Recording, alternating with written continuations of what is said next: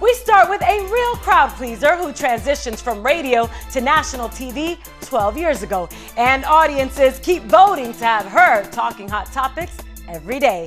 After surviving a very public divorce and on-screen health challenges, she's now the subject of her own biopic and a documentary. Wendy Williams, the Queen of Candor, is tonight's central story. It's your girl, Wendy Williams, on the mic. I gotta ask you out the gate, was there anything in the movie that was simply off limits? Yeah, my son. You'll see images of him in the movie. He's only 20, and he's been through a lot, and he was born into this life. I'm gonna bring the heat. What moment in the movie sticks out with you? I mean, I can only imagine just watching your life back. He's having a baby with her. Before I had you, I had me. When I first discovered my ex-husband was cheating was shortly after I had given birth to Kevin 20 years ago. I said, you're not gonna leave me to my own devices, you know, with this baby and a career that I definitely want to get back to.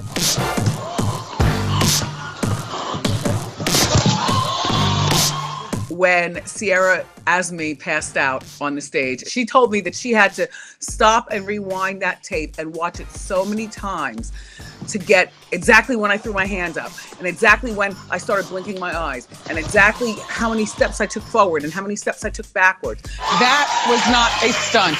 I'm overheated in my costume and I did pass out. What a scary moment to go through on live television. Yeah.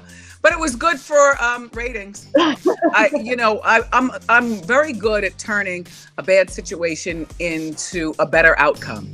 And that's why Wendy Williams is a media force to be reckoned with. How you doing? How you doing? Okay, thank you.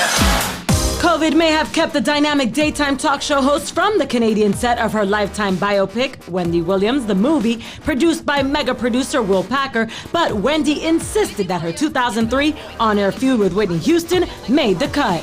So, Whitney, are you still using drugs? Is there drug use going on at this present time? Who are you talking to? To you, Whitney.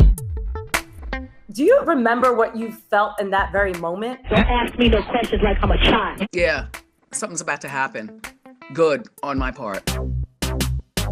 I was very focused that Kevin and I were going to be getting a divorce. He had no idea.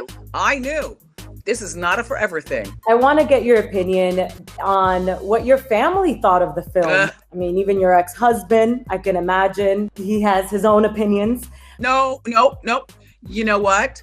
My story, the scenes that he's in, he knows that I'm telling it exactly the way it was and will never be again. He lost a good one. This is the culmination of everything. Everything. Wendy's emotional and refreshingly honest approach to her life's ups and downs is also featured in the Lifetime documentary, Wendy Williams, What a Mess. It was Lifetime's idea to do the documentary, and I thought it'd be 1 hour. And then they're like, oh, no.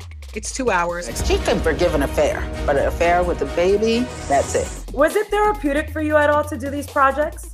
Yeah, it was. The movie covers right until right now. And I'm very, very proud of both the movie and the documentary. I'm becoming a real business. So I'll just say congratulations. I was gonna be nosy and ask you if you've been COVID dating. I definitely can't wait to fall in love again. I like to have a man around. You can't move in here though, and I'm not moving in with you. I would love to get married again. This finger it feels very nice right now. I do have guy friends that I will go out with and, they'll hold my hand and, it's cute to see them romance me, but I know from the telephone call, you're not the one. But I'd like to have a nice free lobster and steak tonight. I'm always on a budget. I'm with you, Wendy. I mean, who's turning down steak and lobster? Right, a girl's gotta eat.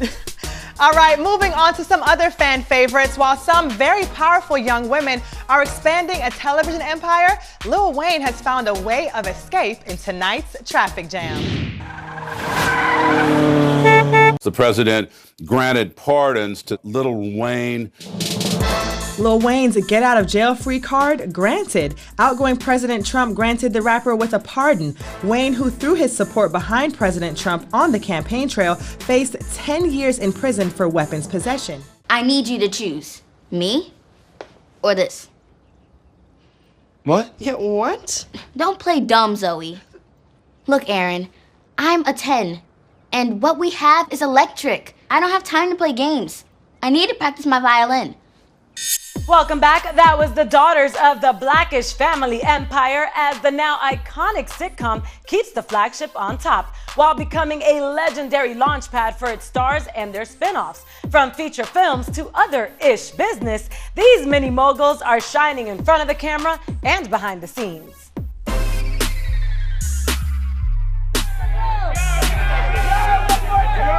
Yara, I gotta ask you, you've been quite the mogul, taking your acting success from Blackish to Grownish. What do you think the ish secret sauce is?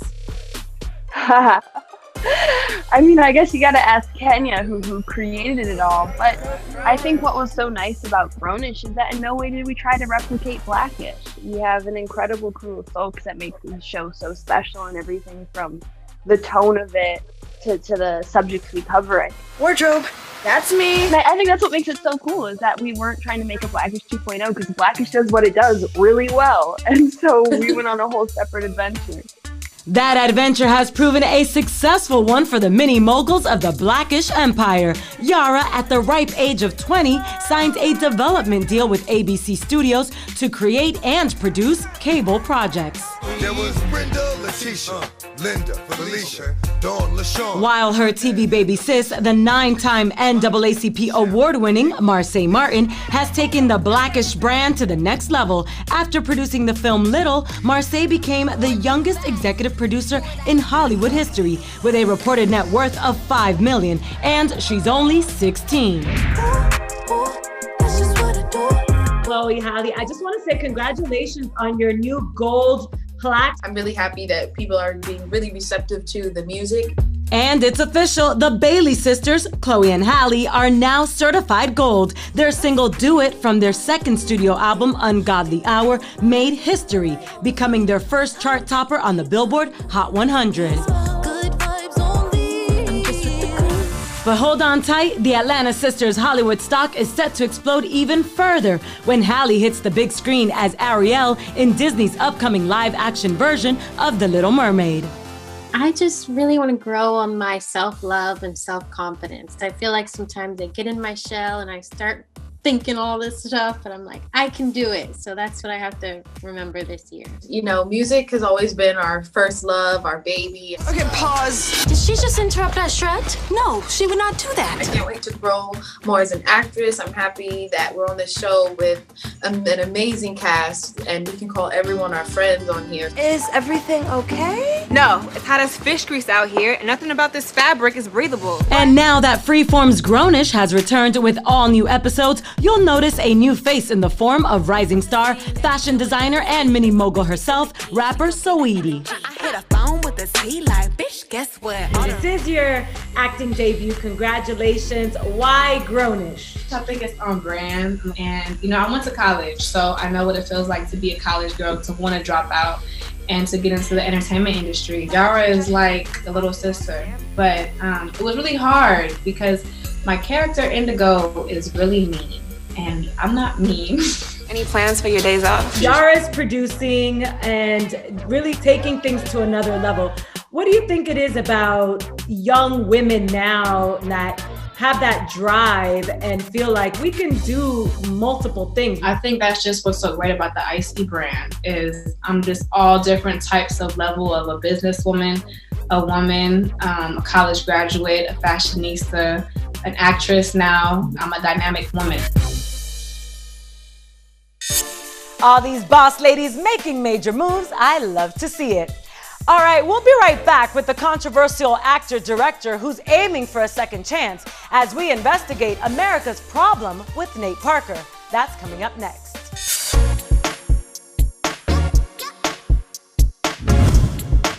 Let the high praise of God be on the mouths of the saints and a two-edged sword in their hands to execute vengeance on the demonic nations and punishments on those peoples. Welcome back. That was Nate Parker in Birth of a Nation. Back in 2016, it became one of the first casualties of cancel culture, rejected by audiences after details of his 1999 rape trial resurfaced. While the actor-director had been acquitted, the court of public opinion ruled otherwise. But now that he's back with his follow-up film, American Skin, will he get a second chance? Central Ave investigates the problem with Nate Parker. There's so many things you can't control. You can't control if people are gonna give you money. You can't control if people are gonna put your film on their platform. You can't control if they think it's relevant. After a 3-year hiatus from directing, Nate Parker is back with American Skin, which examines police brutality in the Black community from the perspective of a U.S. military veteran played by Parker, whose son is shot dead by a police officer during a traffic stop. I just want justice. That's all I want. Today, you will be tried for the murder of my son. Unfortunately, if I made it 10 years ago, it would be relevant. And the way we're going, if I made it 10 years from now, it would be relevant. The film is Parker's first since his notorious directing debut, The Birth of a Nation, about the life of slave Nat Turner and the revolt he led at Antebellum. The Lord's spoken to me. Visions of what's to come. A rise of good against evil. In 2016, the film took Sundance by storm, selling to Fox for a record $17.5 million. The subsequent attention shed the spotlight on a 1999 rape case in which Parker and Birth of a Nation co-writer Jean Celestin were accused of raping a fellow student at Penn State. Parker, who maintained his innocence and said the encounter was consensual, was acquitted. Celestin was found guilty, but his conviction was later overturned on appeal. Tragically, the accuser committed suicide in 2012. Do you feel guilty about anything that happened that night? I don't feel guilty. When asked about the alleged rape by Anderson Cooper during an appearance on 60 Minutes, Parker refused to apologize, saying, quote, "I was falsely accused. I was vindicated. I feel terrible that this woman isn't here, but as I sit here, an apology is no." The Birth of a Nation, which was an Oscar hopeful, received negative reviews and made a disappointing $16.8 million worldwide. The question then and now, can a discerning audience support a Nate Parker film? I think if he has the ability to find another avenue for himself, if he is a voice for Black filmmakers and just filmmaking in general, and wants to have a dialogue about criminal justice reform and look at systemic racism that still exists, I'm going to welcome those conversations. This is my son. This is my little boy. You took that from me. American Skin, which is presented by Spike Lee, whom Parker considers a mentor, is currently out on VOD. Love the film. Told Nate whatever, I want to help. I want to, whatever you need. This film needs to be seen. Parker addressed the past while doing press at the Venice Film Festival in September of 2019. I was completely tone deaf to a lot of the situations, the climate, and a lot of people were hurt by that, and I apologize. When we asked him about winning the support of the industry, he had this to say. Go up to the 10,000-foot view, look at your past and what God has brought you through, and then look forward with that same amount of faith. By the way, American Skin earned only $46,000 in its opening weekend.